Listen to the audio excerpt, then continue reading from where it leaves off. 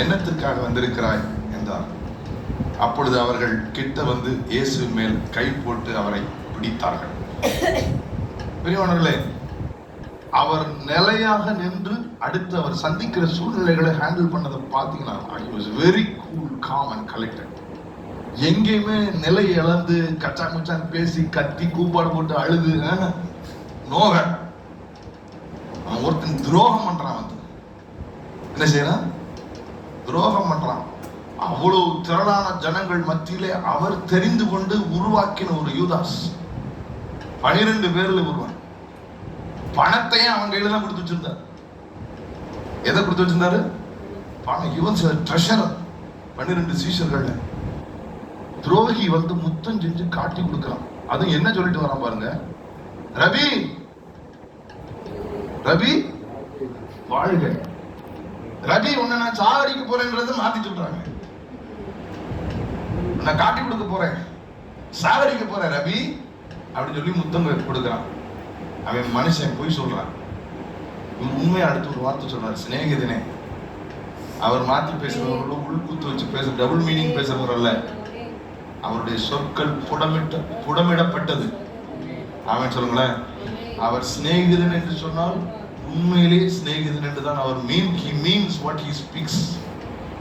அவன் சொல்லுங்களேன், அவர் நிலையாக நின்று சிநேகிதனே என்று யூதாசை பார்த்து அந்த சூழ்நிலையில சொல்ல முடியும் என்றால் அது பரலோகத்திலிருந்து அவருக்கு கொடுக்கப்பட்ட ஒத்தாசை, ஆதரவு.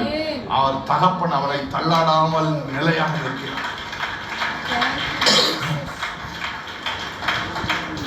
If you can pray, you can stand strong. If you can grasp, you will not be shaken. ஆமென் சொல்லுங்களே. பாரத்தை அவர் மேல வச்சா பிரச்சனை மத்தியில நிலையா நிக்கலாம். பாரத்தை மேல வைக்காம இருந்தா பாரத்தை சுமக்க முடியாமலே நம்ம கச்சா முச்சான்னு நிலை குலைஞ்சு அசிங்கமாயிரும். அப்படிப்பட்ட அசிங்கம் ஆயிருக்கீங்களா? எத்தனை பேர் அப்படி ஆயிருக்கீங்க? நீங்க ஆயிருக்க மாட்டீங்க. நான் பயங்கரமா இருக்கேன். ஹேண்டில் பண்ண முடியாம, சரியா ஜெபமும் பண்ணாம, அந்த பிரஷர்ல இதை நான் தான் சரி பண்ணணும், நான் தான் சரி பண்ணணும்னு அசிங்கம் அலங்கோலமா இருக்கு. ஹேண்டில் பண்ண முடியலன்னா நிதானிச்சு உடனே ஓடி போய் வழக்கத்துக்கு ஏதுவான அந்த இடத்துல போய் ஆண்டவர்கிட்ட என்னால முடியல ஆண்டவரே, நீங்க தான் எனக்காக யாவும் செய்து முடிக்கும் என் தேவன் மீறி இருக்க பயனே இல்லை. எல்லாவற்றையும் எல்லாவற்றாலும் நிரப்பும் நீர் இருக்க உங்க கைகள் கூறுகளில் உம்மா கூடாதது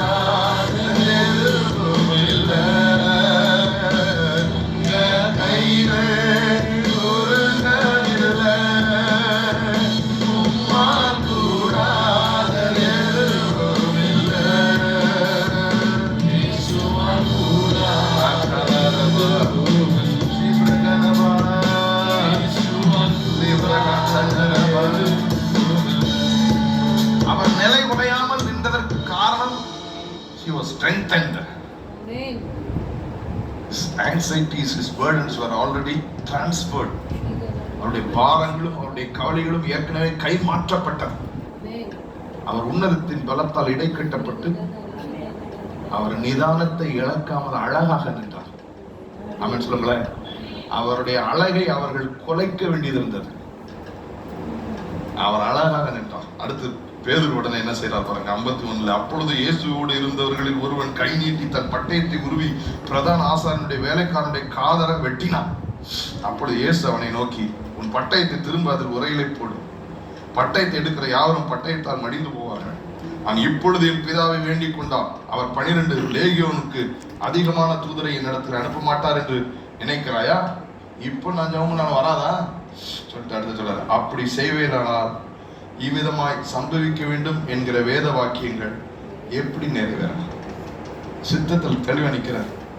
ஆண்டவரை நம்மளா இருந்தா நானும் என்ன செஞ்சிருப்பேன்னு எனக்கு தெரியும். என்ன ஆண்டவர் எப்படி விட்டீங்க, என்னை கை விட்டீங்களே, அழைத்தவர் உண்மையுள்ளவர்கள்லாம் சொன்னனே, எனக்கே எப்படி நடக்கும்? அவர் நிதானமாக ஏற்கனவே என்னை குறித்து எழுதப்பட்டவர்கள் நிறைவேறி கொண்டிருக்கிறது. Don't come in between. என்னால ஜெபம் பண்ணி வாங்க முடியாதா? என்னால் முடியும். ஆனால் என்னை குறித்து எழுதப்பட்ட வேத வாக்கியங்கள் நிறைவேற வேண்டும். நிதானத்தை பாருங்கள். எங்கிருந்து வந்தது இந்த நிதானம்? எங்கிருந்து வந்தது இந்த தெளிவு? எங்கிருந்து வந்தது இந்த ஒரு ஸ்ட்ரென்த்? அவர் ஜெபித்தார். ஆண்டவர் சமூகத்தில் ஆமென் சொல்லுங்களேன். ஹல்லேலூயா. இந்த காலையில நான் இந்த சம்பவம், இந்த வார்த்தைகளை நினைத்து கொண்டிருக்கும் பொழுது எனக்கு கில்பர்ட் அண்ணனும் ரெனிமாக்கா வந்து ஞாபகத்துக்கு வந்தாங்க. அவங்க ஒரு சவாலான பாதையில் போகும் பொழுது அவருடைய மகளை இழந்து அவர்களுக்கு ஆறுதல் சொல்ல எனக்கே தைரியம் இல்லை. அந்த ஞாயிற்றுக்கிழமை என்னால் மறக்க முடியாது. முதல்ல என்னை வர வேண்டாம்னு சொல்லிட்டாங்க. இல்லை வேலை அவங்ககிட்ட போய் என்ன ஆறுதல் சொல்றதுன்னு யோசிச்சுட்டு அப்போ 2 ஆராதனை முடிச்சு உங்களுக்காக வெயிட் பண்ணுறாங்க. மாமாட்டாங்க போயிட்டு எனக்கு அவங்களை பார்க்கறதுக்கே ஸ்ட்ரென்த் இல்லை. ஒத்தைக்கு ஒரு மக பத்து அவளை பறி கொடுத்துட்டு பரிதாபமாக நின்றுட்டு இருந்தாங்க. அந்த சூழ்நிலையில் அவர்களை பார்த்து பேசுறதுக்கே எனக்கு தைரியம் இல்லை. என்ன சொல்ல முடியும் அப்படிப்பட்ட பெற்றோருக்கு என்று. ஆனால் பாருங்கள், மறுரூபம் என்றால் அதுதான் மறுரூபம். ஆண்டவரிடத்துல பாரத்தை வைத்து வைத்து ஒரு சீசன்ல அண்ணன் பேசினா கில்பர்ட் சொல்லுவாங்க, எனக்கு உள்ள நான் விட மாட்டேன், எனக்கு ஆத்திரம் தீர மாட்டேங்குது, அவங்களை ஒண்ணும் இல்லாம பண்ணாம நான் விட மாட்டேன்னு சொல்லிட்டு இருந்தவர் இன்னைக்கு குடும்பமா கர்த்தருக்கு ஊழியம் செய்து கொண்டிருக்கிறார்கள். கர்த்தர் மேல் பாரத்தை வைத்தால் அந்த சாயலுக்கு ஒப்பாக உருமாற்றி இருக்கிறார். அவங்க செஞ்சதுக்கு நானும் பதிலுக்கு செய்வேன்றது அல்லங்க சக்சஸ். அவர்கள் செய்தார்கள், ஆனால் எனக்காக என் ஆண்டவர் எல்லாவற்றையும் பார்த்துக் கொள்வார் என்று அர்ப்பணித்து குமாரனின் சாயலுக்கு ஒப்பாக மறுரூபப்படும்படி அர்ப்பணிப்பதுதான் உங்கள் அழைப்பை நிறைவேற்றுவது. ஆமென். சும்மா இந்த உலகத்தின் மனிதர்கள் அல்ல, உங்களுக்கு இருந்து தேவனுக்கு சமமாய் இருப்பதை கொள்ளையாடின பொருளா எண்ணாமல் தம்மை தாமே தாழ்த்தி அடிமையின் ரூபம் எடுத்து மனுஷ சாயலாகி மனுஷனுடைய ரூபமாய் காணப்பட்டும் மரண பரியந்தம், அதாவது சிலுவையின் மரண பரியந்தம் கீழ்ப்படிந்தவராய் தம்மை தாழ்த்தினார். ஆதலால் எல்லாவற்றுக்கும் மேலாக அவரை உயர்த்தி வானோர் பூதலத்தோர் பூமியின் கீழானோர் முழங்கால்கள் முடங்கும்படி எல்லா நாமங்களுக்கும் மேலான நாமத்தை அவருக்கு தந்தருளினார். யுத்தம் நம்ம செய்ய வேண்டியதில்லை. ஒவ்வொரு கிறிஸ்துவ பிள்ளைக்கும் ஒவ்வொரு விசுவாச பிள்ளைக்கும் உங்களுக்காக யுத்தம் செய்ய ஒரு கர்த்தர் இருக்கிறார். நீங்கள் அவர் மேல் பாரத்தை வைத்துவிட்டு எனக்காக யாவையும் செய்து முடிப்பார் என்று. That's your dependence.